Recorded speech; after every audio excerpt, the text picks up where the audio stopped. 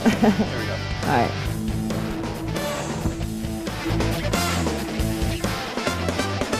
Good afternoon, everybody. Welcome to Prex Box. I'm John Carter, and we're really pleased today to have Rachelle Matthys. Rachelle, welcome. Glad you could make it. Thank you so much for having me. Oh, absolutely. And I had to tell you, Rachelle is really one of the best women's basketball players to come out of St. Clair. I was going to say in the last 20 years, but probably ever. And we're really pleased. Rachelle is running a basketball camp at St. Mary's. We'll talk about that here in a second, but I wanted to kind of have the listeners get to know you a little bit and talk about kind of how you got to where you are. So tell us a little bit how you started in basketball. So basketball, you know, talking to a lot of people around the world and in Buffalo, I always say I was privileged to grow up in St. Clair because, you know, when I think back to my childhood days, it was biddy basketball. And you lived for Saturday mornings, and we were so, you know, thankful that Mr. Shaw, I believe Mr. Shaw started it all. He did. You know, he and Mr. Monty. Yeah, and you know, they both got a great program going, which is still carried on today. And you know, that was really, as far as organized basketball, the roots of, you know, my career. And you know, I will credit so much to the biddy ball program in St. Clair, and it just grew from there. And I've actually had coaches on this year, and they're still talking about how much the kids, they grow up to be varsity players, and they coach the kids again, and it's a nice cycle that keeps things. And one of the reasons I think St. Clair has always had pretty good basketball teams. Absolutely, I agree wholeheartedly with that. So we mentioned you're really one of the best players come out. Tell us a little bit about your high school career. Really successful team. We were blessed, but at the same time too, we had a group of girls that sacrificed a lot of time, you know, put in the work because we knew where we wanted to go, and we also had phenomenal coaches that also sacrificed a lot of their time and drove us and got us to where we needed to be. And they set up the right steps along the way. Mr. Rutledge and Mr. Sharrow. I mean, I couldn't have asked for better coaches to get us, get us ready as a group and to prepare those of us that did go on to play at the next level to prepare us for that next step. And yeah, our high school career, I mean, I remember 3-a-days, and you know, your daughter Ellen was one of, you know, that crew that went as far as we did. And you know, we would go in at 6 in the morning before camp, before we worked at camp, and then we would come back at noon with Mr. Sharrow, and then, you know, Mr. Rutledge and Mr. Sharrow would open up the gym again at night, and you know, we just knew we were dedicated, and we knew where we wanted to go, and we made a pact and we did it. And quite a pretty good run too. I don't remember exactly, but you tell me at least finals in the States. Yes. My senior year, we ended up going to finals against Detroit Country Day, but the year before, you know, we had an absolutely phenomenal team, and you know, it was unfortunately one of those stories where we were hitting everything in warm-ups against Saginaw Nouvelle. We got out there, you know, we couldn't put the ball in the ocean, unfortunately, and it was one of the lowest scoring games, I believe, in Michigan's, playoff history, 36-31. I'll never forget it. And, you know, that year, you know, it was just always one of those years, you know, you wonder, and, you know, you just had that feeling like this is a great crew to go all the way with. Right. And, you know, that happened, but then, you know, we worked just as hard, and we got back the following year. That's terrific. And I do know, I've talked to a number of athletes and coaches, they remember the losses more than that was one. there. Yeah. So you mentioned, you know, getting ready for the next level. So when did you start getting an inkling that you might be interested in playing at the next level, and how did you get ready for that?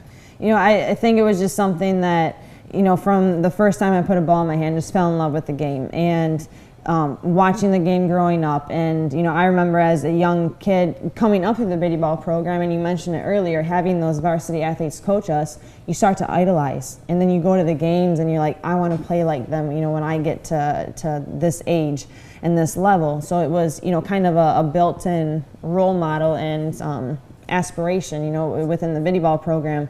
You know, so it was always, to be honest, even in grade school, was something that I always thought, okay, I'm ready. Like, I want to go. I didn't know what level yet, but you know, as my career started to develop, I was like, you know what, I want Division I. And you know, it took a lot of hard work, but it was something also, you know, when you have great coaches from kindergarten up, which not every kid is lucky enough to say that, that is also a tremendous factor in that process. Not just the work that I put in, but the knowledge that I was able to gain from all the coaches I had. You were one of them too back in the day. So. Back in the day, yes. Yep. So you mentioned Division I, and you were a Division I athlete, which is in and of itself amazing. But it was at University of Buffalo, kind of not, one of the typical Michigan schools. Right. How did you get, I'll say, noticed out there, and what was the process to get you all the way over to Buffalo? So actually, that was, I was noticed by the University of Buffalo coach at a Nike tournament in Toronto.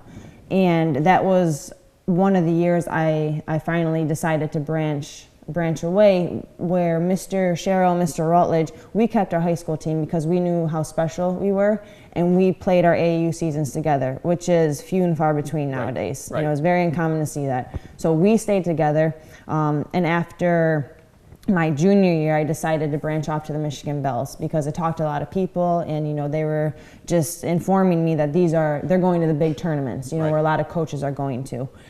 So I decided to do that, and in the Nike tournament in Toronto, which is only an hour and a half from Buffalo, the head coach was there at the time, and I got a call after that weekend to come up to Buffalo, University at Buffalo. And, it really wasn't on my radar to begin with, but I knew I wanted to go out of state. So I went on the visit and absolutely fell in love with it. They had my major, loved the diversity on the campus. You just got a good vibe with the teammates and the coaches there, and it just all fell into place. So people here probably don't know, but tell us a little bit about University of Buffalo. It's a big place. It is. University of Buffalo now is between 25,000 and 30,000 students. Phenomenal medical campus, known worldwide for their research in different departments. We're a Division I MAC school. So you play Central Michigan, yes. and Kent State and those kind of schools. Exactly. Eastern, Western. Right. So we're Mid-American Conference. Not crazy travel, but enough, when season's going. So the mid-majors, I always tell everybody, it may not be the ACC or the SEC, but that division, that conference, on any given night, it can be anybody's game, which, yes, it still applies to other conferences, but there really was a very good competitive atmosphere within our conference, and that was one thing I enjoyed, every night. Yeah. So tell us a little bit, how did your game change from where you were in high school to at a Division I school like UB? Right. One thing, I think about when I worked a lot with my guard coach at UB, she played at South Carolina, and, we had a lot of conversations about timing and just, how much faster the game was and getting your shot off faster. So I just think from a position-specific point, we worked on footwork coming off screens and higher release point and, just to fine-tuning everything so you could get that shot off as fast as you can. So, just something like that, position-specific is, one way that it had to evolve. But I must say, again, I credit Mr. Sherrill, Mr. Rutledge. As far as our intensity at practices and things like that and just, looking at the game holistically, they did a great job. I really didn't feel like it was a big, oh my gosh, what did I get myself into? It was a much smoother Which says transition. a lot from a Class B school in Michigan Absolutely. to a Division I program. Yep. That's saying a lot. And that's what you get from dedicated coaches like that. Yeah. So, you were a very good student. Tell us about kind of like the academics. We had a Killian Casson, who's a Division I golfer from North Carolina here a couple weeks ago. Just asking her, how do you manage, the student activities, or the academic side of things with, you mentioned travel, the games, and so on, all the commitments you make as an athlete at that level. So it was, it was very challenging. You do have to time manage, without a doubt. And especially, the major I had was exercise science, or a lot of people know it as kinesiology. So not only did I have typically, on average, an 18 to 21 credit load every semester, you're getting up at 6 a.m. because you have breakfast club at 7, and then for me, my schedule was 8 to 2 or 8 to 3 classes, and then 3 to 6 or 7, practice plus weights. And then you got to find time to eat sometime in there, and then, try to have a little bit of a social life, and then get your homework done. So it was every day, 6 to midnight. It was just how it was. So, you get used to it, but you absolutely have to time manage. And one night if you want to go out and have some fun, that you're making up for it the next night doing double time on homework. If you do want to go out to the movies or something, with your friends. But yeah, absolutely, you have to stay on top of it. It is very challenging. But one thing a lot of schools will do with athletes is they'll offset the academic load with summer courses. Right. And I always took summer courses to do that. And also my major was so structured that I did want some electives. I wanted some coaching courses and, to have some fun, some filler classes. But with the 15 to 18 credit typical standard, to get the extra 3 credits in, I had to take summer classes no matter what. Right. But it does help lighten the load during season, so your travel, because when you're missing classes and, things like that for games, it does help offset that load. It's fascinating to me being able to manage all that as a 19, 20-year-old. It really matures you out pretty quickly. It does, right? Real quick. You better learn or you're be left behind. Although, and typically, I will say, many, especially frankly, the women's athletes and the women's sports are among the highest, group grade points on campus. Yeah. So it's a great testimony to the dedication.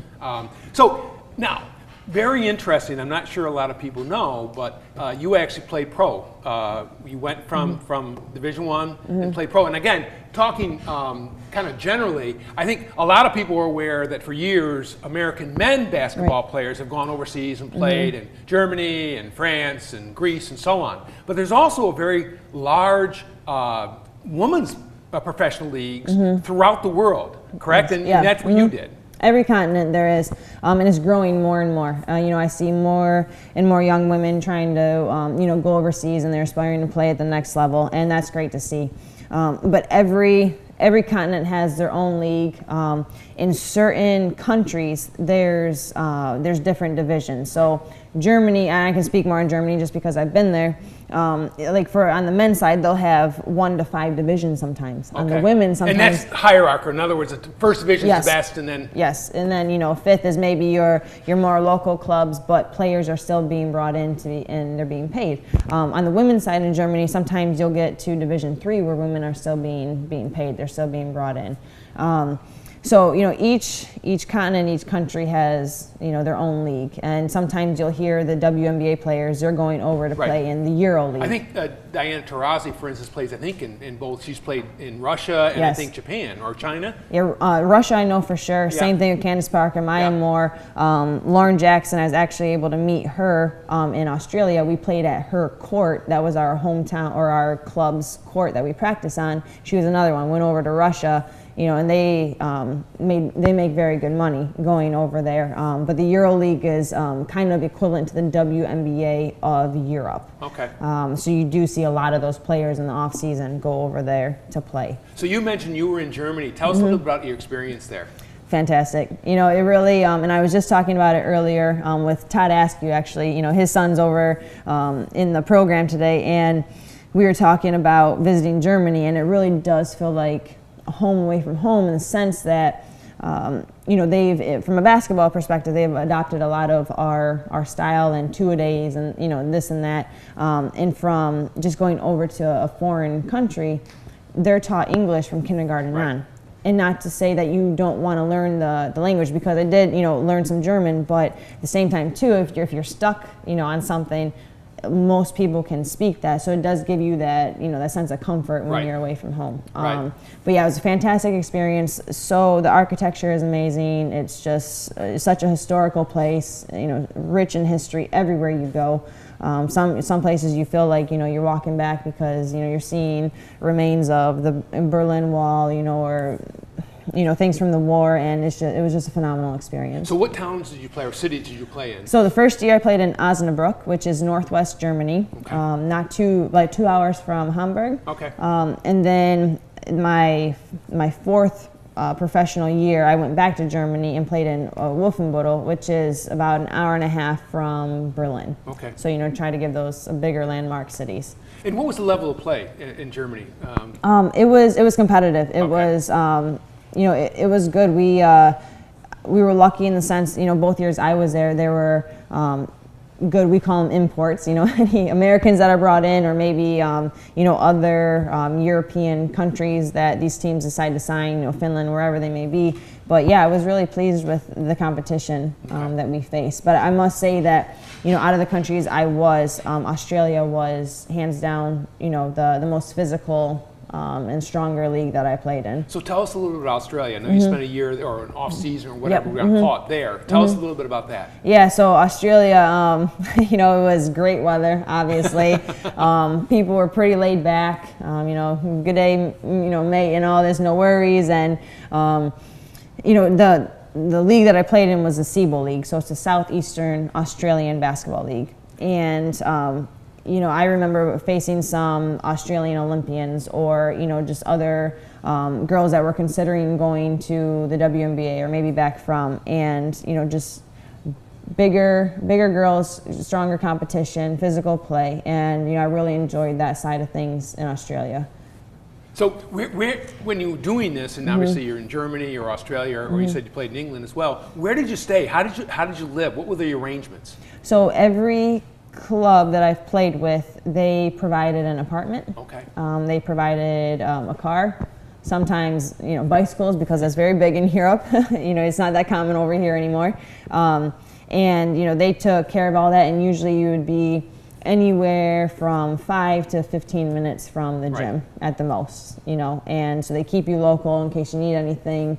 But yeah, they take care of, all your living expenses and things like that when you're over there. That's got to be a great experience. It was. So did you find anything different from a basketball perspective? How did your thoughts about basketball change as a result of that? Well, I was lucky. Before I went overseas, I was able to do a 10-day tour with some friends, and we just country hopped 3-4 countries, played about 5 games, Belgium, France, Netherlands was another one, to kind of just get introduced to the FIBA rules and, the European philosophy, which, for those who may or may not know, the NCAA on the women's side has now adopted the 4 quarters, 10 minutes. They're starting to adopt FIBA rules. So going over in a tour like that just kind of got us adjusted, to that style of play. So, the 8-second backcourt is different, the 24-second shot clock. So the speed of the game, tempo is just like this, which I love to play that type of game. So it was really fun and enjoyable for me to just be, just submerged in the FIBA rules. And the European philosophy is a bit different, from our philosophy over here. So just, I was soaking it all in, talking to different coaches, their philosophies, watching their structure of practices, how they run it. And what I really loved about it was everywhere I went, I've always coached, because I wanted to stay involved coaching, not just playing.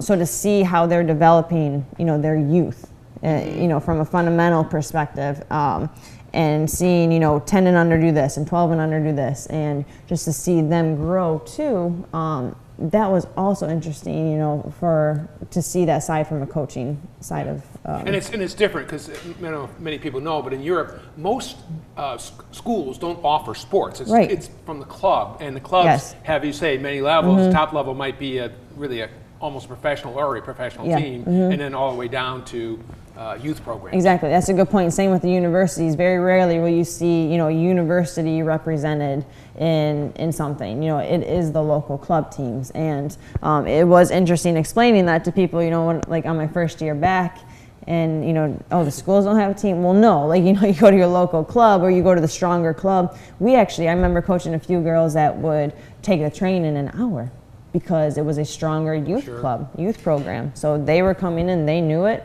and they wanted to do it that way, but never for a school team. Well, it had to be fascinating. I mean, just a tremendous experience, right? It was. Coming It was out a of lot of college and doing that, and getting paid for it. Right. And a car. Yeah.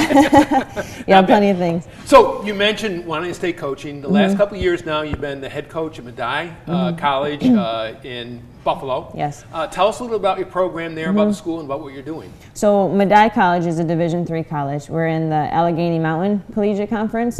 And most of our travels are, to Ohio, Pennsylvania. We have a few local schools as well. And part of that, you don't see as extensive traveling schedules as you do, your ACCs and your SACs.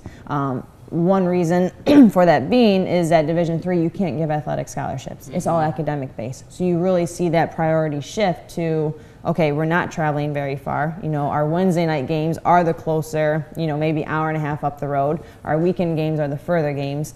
You know, so that's an interesting spin on it. And it was for me, you know, as a coach too, just kind of shifting gears there from getting used to traveling a lot and missing, having, you know, the players miss school, whereas, you know, it's very limited school that, you know, they're missing their classes, maybe on a Friday. But yeah, you know, we're a small private school, liberal arts college, you know, sandwiched right between, you know, a Division I school here and a Division III state school here. You know, so we're kind of in that our own little nest right there in Buffalo. So how have you been doing, I mean, building a team? What about recruiting, all those sorts of things? Yeah, so, you know, anytime you change, a program changes hands, you know, there's definitely a lot of challenges that come with it. You know, people question, well, why is there a change of hands and this and that? So, you know, the first year, I actually got hired a week before season. So anybody who's in the coaching profession, especially when you're going into college, a week before a season, you know, it's been a whirlwind. I'm going to admit that since that day. And now I finally feel like, you know, going into my third year, like, okay, we're set. You know, it hasn't been as crazy of a whirlwind, have had recruiting underneath my belt, you know, an actual full summer, actual, you know, full high school season over there. And that helped a lot. So now going into the third season, having those 2 full chunks of time to recruit, you know, we have a big class coming in. So myself and, you know, my assistant, we're both very excited, you know, to bring in, you know, a full recruiting class and to get our numbers up on our team.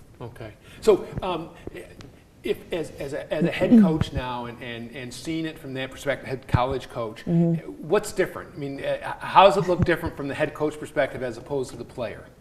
You know, definitely you're looking at everything always from the outside in. And, you know, as a player, and I still go back and forth with this every day of, man, I had it easy as a player. All I had to do was lace them up, make sure I was mentally right, take care of my body, and produce for 2-3 hours of practice, you know.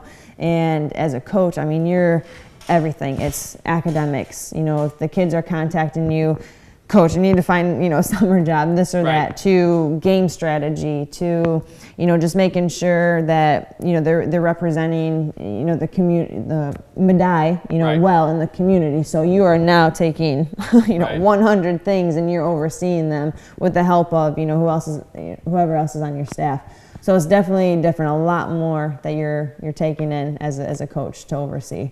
It's fascinating, and I love seeing the progression and the kind of the. So, do you have a long-term plan? What do you have as a 5 or 10 year goal? Well, the goal, and all my girls know it, and all the freshmen will be reminded of it when we come on campus. You know, we want a ring this year. Okay. We do, and with that comes, you know, hard work and dedication and everything that, you know, we were talking about earlier. So that is definitely the goal. But, you know, for most people within the coaching profession, you know, they know that it takes at least 3 to 5 years to build your own program at the college level. And we're going into our third. And, you know, and we're ready to make that statement. So, you know, we have to get the freshmen adjusted to, you know, our style and the way we do things. And but that's definitely, I guess, the short-term, long-term goal, however you want to look at it. But that is on our radar. Well, we'll have to watch, see how you do this year and keep track of it. So we mentioned before, you're here this week, though, not in Buffalo, here this week in St. Clair. And I thought it was really neat. You had an article in the Times Herald about you, and you're saying giving back a little bit to your hometown and to St. Mary's where you started. Tell us a little bit about the camp you're running. So the camp is actually through a company I started about a year ago. It's called 10 Feet Up. Okay. And, you know, the mission behind the company is just to grow the game. You know, to have kids committed to the game, evolve their game, and, you know, defy the doubters. That's kind of our slogan: commit, evolve, defy. And, you know, this camp, it was just an opportunity to come back. I talked to Mr. Kehoe. Hey, I want to run a camp. You know, is there any way I can get the gym? And, you know, we were able to make it so that half of the proceeds go back to St. Mary's, back into the athletic fund. Yeah, and, you know, for a place that gave me so much, I mean, that's, you know, the least I can do. And, you know, we were able to run another charity night in December. had a great turnout. About 50 kids came, just a free clinic put on. If they wanted to make donations to our sponsored charity, they were able to. So yeah, the clinic's running from Monday to Wednesday. We have 2 sessions. The morning session is grades 1 through 4, 9 to 12, and then the afternoon session, 1 to 4, is grades 5 to 8. And just teaching them basic fundamentals, throwing some contests in there, playing some games. Just get them in the gym and loving the game, having fun. That's terrific. Well, listen, really pleased you were able to stop by and talk to us again, Rachelle. Great seeing you, obviously. Yeah, same. And we're really excited, and as we said, we'll be careful. We're watching Medaille College here this year in the Allegheny League, and looking forward to all your success. Well, again, thanks, Rachelle. Thank you, Mr. That's Carter. it for today in Press Box. It's John Carter. See you again soon. Thanks, everybody. All right.